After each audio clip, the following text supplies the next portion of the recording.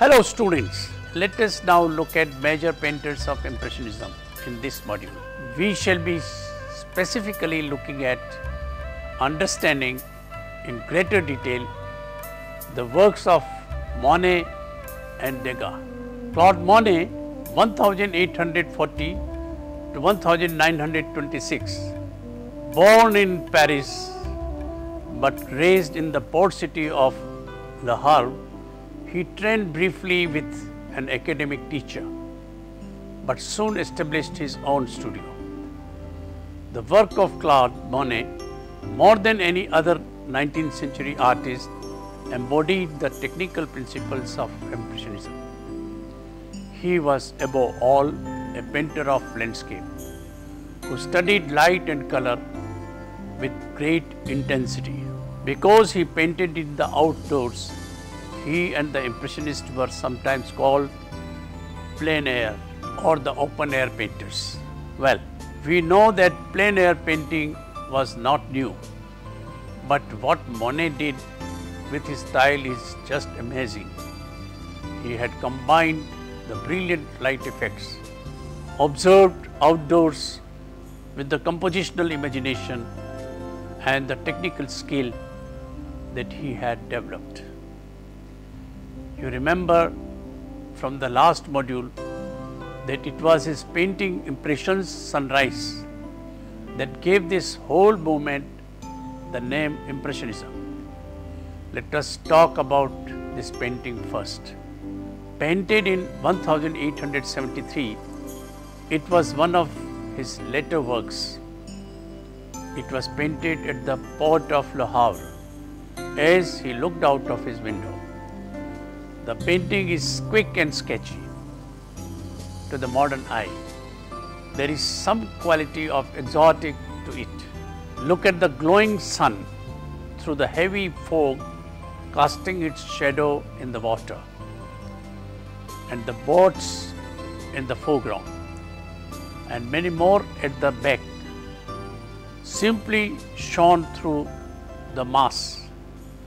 There is a much greater emphasis on capturing the impression of light quickly on water and the atmosphere.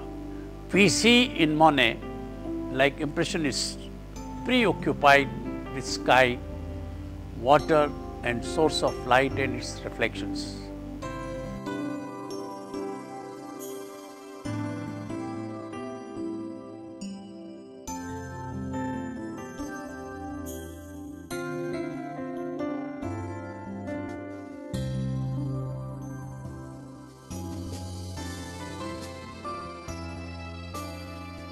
In 1867, he had already painted Terrace at the Cendrés, a masterpiece in itself.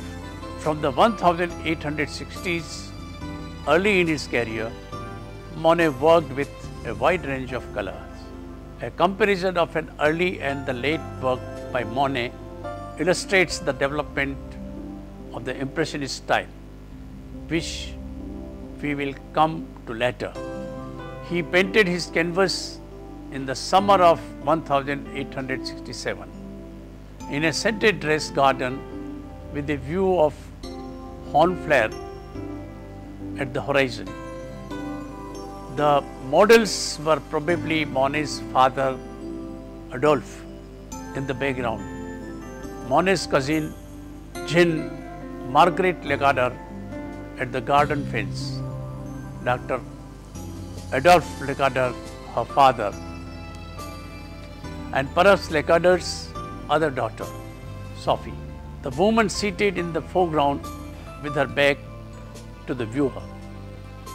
By adopting an elevated viewpoint and painting the terrace, sea and sky as three distinct bands of high-keyed color, Monet emphasized the flat surface of a canvas. This approach, daring of its time, reflects his admiration for Japanese prints.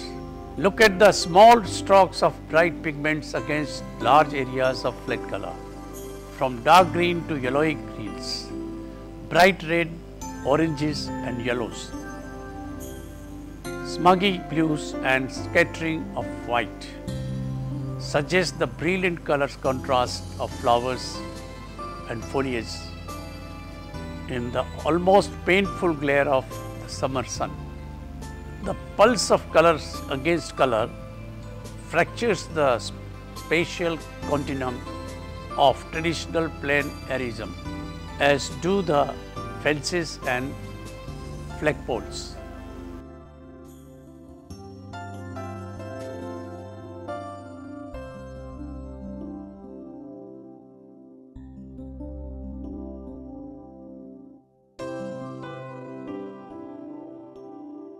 Now, let us compare it with another painting about 40 years later. Both pictures reflect Monet's concern with the direct observation of nature, and both are the result of his habit of painting outdoors with nature itself as his model. In the water lily pond, the lack of motion is indicated by the more vertical arrangement of the broken colors, greens, blues, yellows and purples that make up the water's surface. Monet's method here reflects the way light strikes the eye in patterns of color rather than in the relatively sharp focus of the terrace. In the water lily pond, the observer's point of view is the same as in the terrace, but the field of vision is much narrower. The magpie, painted in 1869, was one of his more mature works. Look at the single black magpie perched on a gate formed in a wattle fence. As the light of the sun shines upon freshly fallen snow, creating blue shadows. A painting of white on white, snow and sunlight, the brilliance of which would be hard to bear otherwise, is a stunning fast actually. Monet used colored shadows to represent the actual, changing conditions of light and shadow as seen in nature. Sun and shade construct the painting and translate the impalpable, part solid, part liquid matter. The Impressionist landscape was born 5 years before the first official exhibition, when the movement was given its name.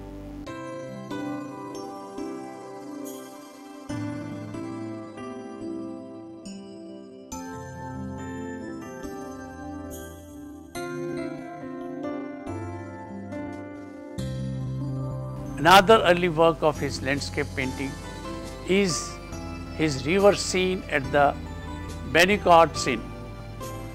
Very interestingly, this might look as village scenery, but when observed carefully, you will see a landing and several buildings on the far bank and other boats on the water, a very crowded scene. Well, you also see a young woman, his future wife, Camille Dancio, in summer, sitting under trees on a river bank and a small rowboat or river in front of her. What we should be looking at is the intense brightness of colors makes the first impression one of pure sunlight. Monet, while rejecting the painting techniques taught at the academy, has applied flat expanses of pure color directly onto the canvas, unmixed and straight from the tube. He sought to capture the play of light quickly before it changed. Well, I think its high-keyed palette of rapidly applied blues, greens and yellows and forms that evoke a sense of immediacy, but this is masterpiece again. After the outbreak of the Franco-Prussian War, 19 July 1870, Monet and his family took refuge in England in September 1870, where he studied the works of John Constable and Joseph Maillard, William Turner. Both of these landscapes would serve to inspire Monet's innovations in the study of color. He also met Pissarro and their future dealer Paul Dulent-Ruel. When in England, he painted a wonderful picture of the Thames.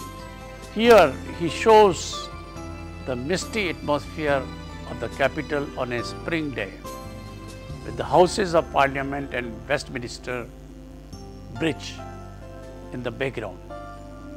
They are contrasted with the jetty in the foreground, casting broken shadows on the river, and the new foliage of the trees on the embankment to the right. Painted in 1871, look at the wonderful haze and superb grace on grace. What is remarkable is the hieroglyph of the pyre in the foreground against the building of the Parliament and the Westminster.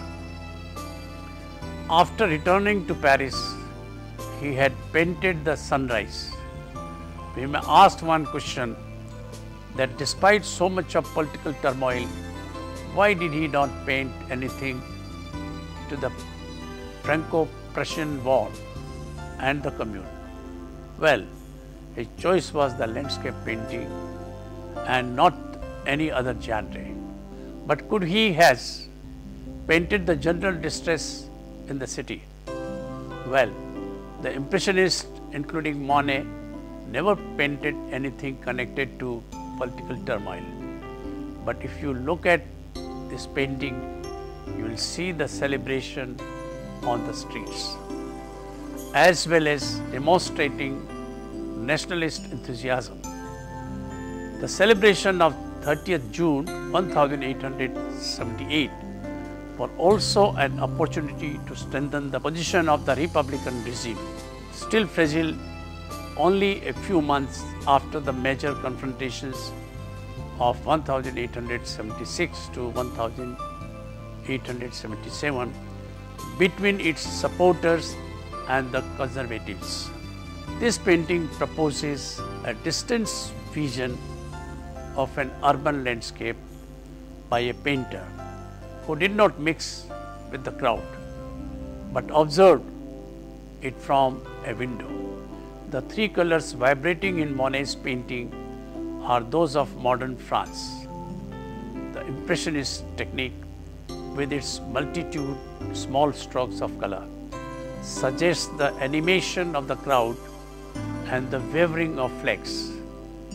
This allowed the American historian Philip Nord to write that it perfectly fits the Republican movement, marking the emergence of a democratic society and its roots in the contemporary France. Paris was of much interest to Monet, as you can see in his paintings, especially the cafe and boulevards. The nearby countryside easily accessible by the railroad. In fact, he always traveled to Paris from a nearby suburb. Early in 1877, with help from his friend Gustave Caillebotte, Claude Monet rented an apartment in the nearby Romancy and began the first of 12 canvases showing this icon of modernity. Look at the painting where he has created the great modern steel and glass structure, but with the train steam and smoke like indoor clouds. He hides those huge structures. Apparently, he arranged to have the standing locomotives stroked with extra coal so that he could observe and paint the effects of belching steam. Dull grey when trapped inside the station. White and cloud-like when seen against the sky. The questions that Monet puts in our heads are: how do steam clouds pervade the air? How does a glass and iron roof filter sunlight?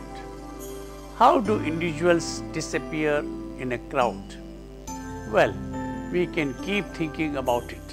But what is clear is that quintessential painter of landscape evoked the controlled chaos of the urban environment and of modernity itself.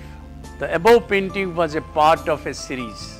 However, Monet did not conceive of it as a series.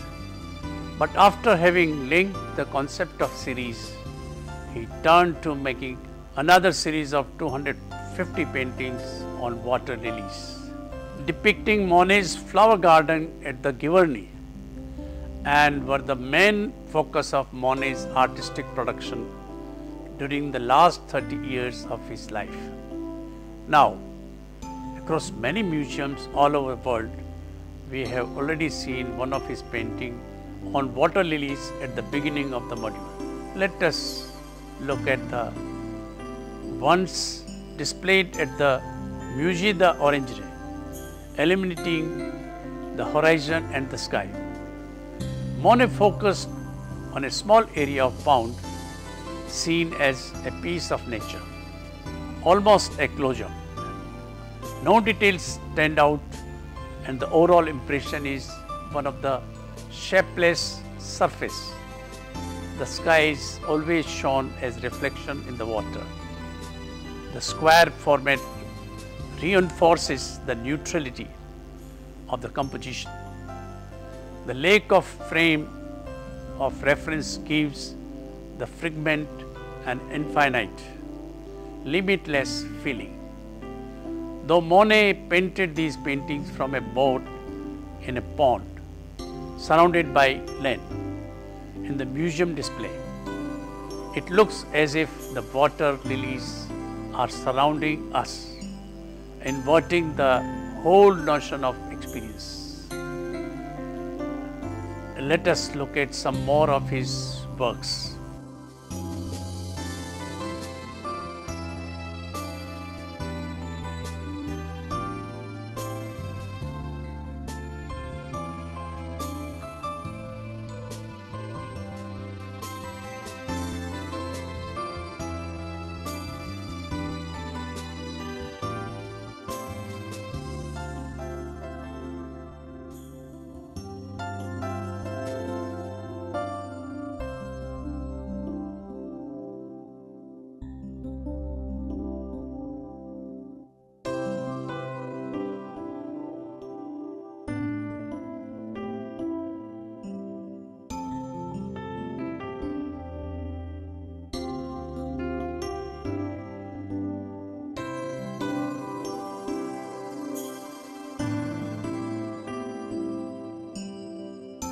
Let us now discuss Edgar Degas.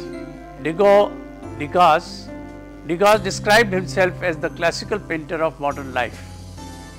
He is regarded as one of the founders of Impressionism, although he rejected the term and preferred to be called a realist. Like the Impressionist, he sought to capture fleeting moments in the flow of modern life. Yet he showed little interest in painting plein air landscapes, favoring scenes in theatres and cafes illuminated by artificial light, which he used to clarify the contours of his figures, adhering to his academic training.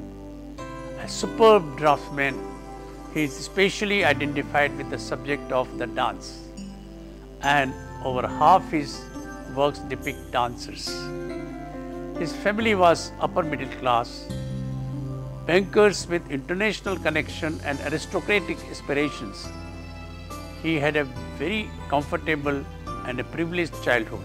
By 18, he had turned a room in his home into an artist studio and had begun making copies in the Louvre.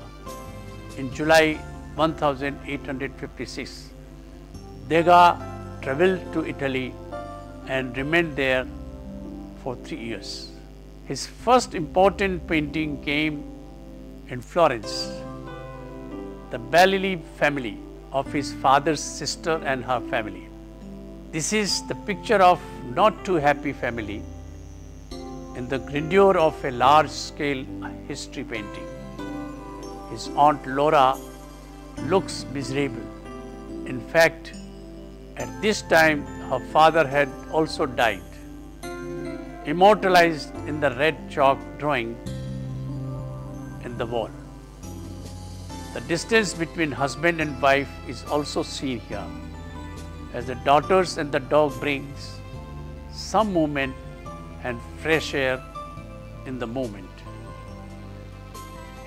He was never interested in landscapes, but one thing that caught his attention was the horses, and he would spend days and days at the race course to look at the horses. Let us look at his next painting. The contemporary suburb racetrack with its billowing factory chimneys punctuating the skyline is very interesting to me. Look at the growing anticipation in the painting as people gather in the center of the painting, along with the racers and the horses in the background. All are depicted with graphic detail and characteristic control. But he has managed to also generate movement. Look at the silks of riders and lights falling on them.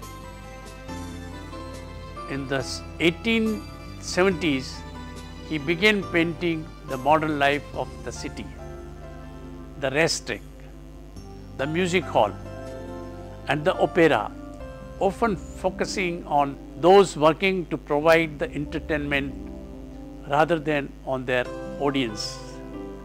Let us look at this painting now. Degas did not draw or paint actual dancers in rehearsal. Rather, he hired dancers, often very young ballet rats, to come to his studio to pose for him.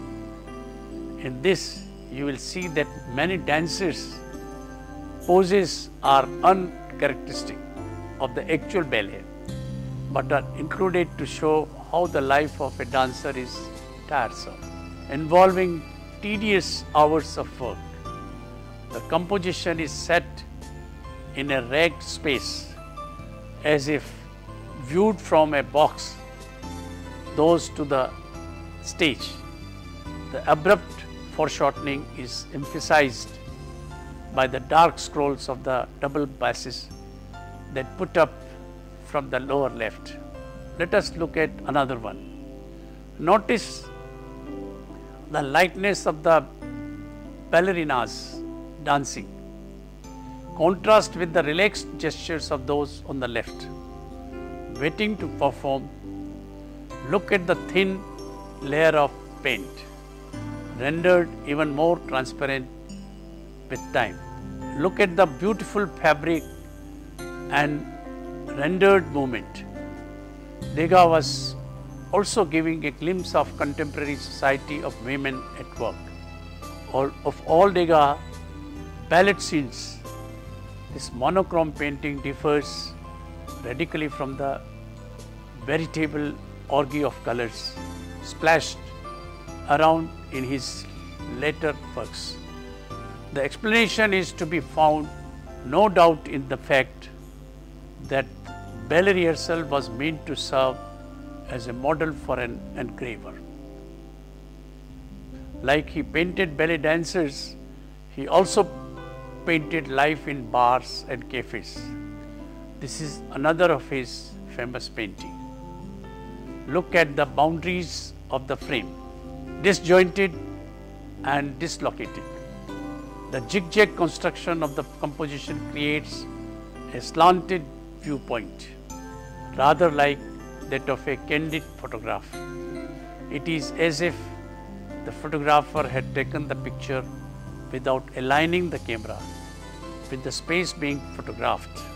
The two figures, Ellen Andrine, actress Marceline Desbottin, a painter, printmaker and bohemian, are stone. Ellen, like Manet's barmaid, stare fixedly at nothing in particular. The poses and gestures convey psychological isolation and physical inertia, and the obvious escape is in the drink. Talking about dislocations and disjoints, we know that Degas had also observed how 16th century Italian mannerists similarly framed their subjects, sometimes cutting off part of a figure. For example, in a woman seated beside a vase of flowers, the figure is cut off at the right edge of the painting, with part of her left hand just barely visible at the lower right corner. In her subdued attire, she seems almost incidental to the riot of color that makes up the central floral arrangement. Unusual vintage points and asymmetrical framing are a constant or a consistent theme throughout Degas' works. The acrobat Miss Lalla caused a sensation when she performed at the Cirque Fernando in Paris in 1879.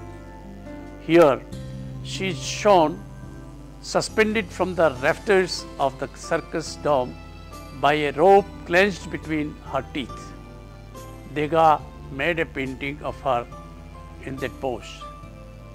The image captures the sense of physical exertion as well as perfect poise, making it look like an angel-like figure, generating the feeling of awe. Degas also painted nude women bathing, washing and drying themselves. Many critics found these ugly, to which Degas replied, "These women of mine are honest, simple folks. It is almost as if you are looking through keyhole." This is also to say that these were models in a closed studio with an emphasis of physical gestures rather than the mood of an individual woman. You will never see the face. Degas used the pastel to accentuate the unanimity, elegant and acutely observed poses. Since pastel was a dry medium and could be reworked easily, Degas preferred pastel for its powdery quality, which helps suggest a flicker glance for something elusive. Let us now look at some of his other works.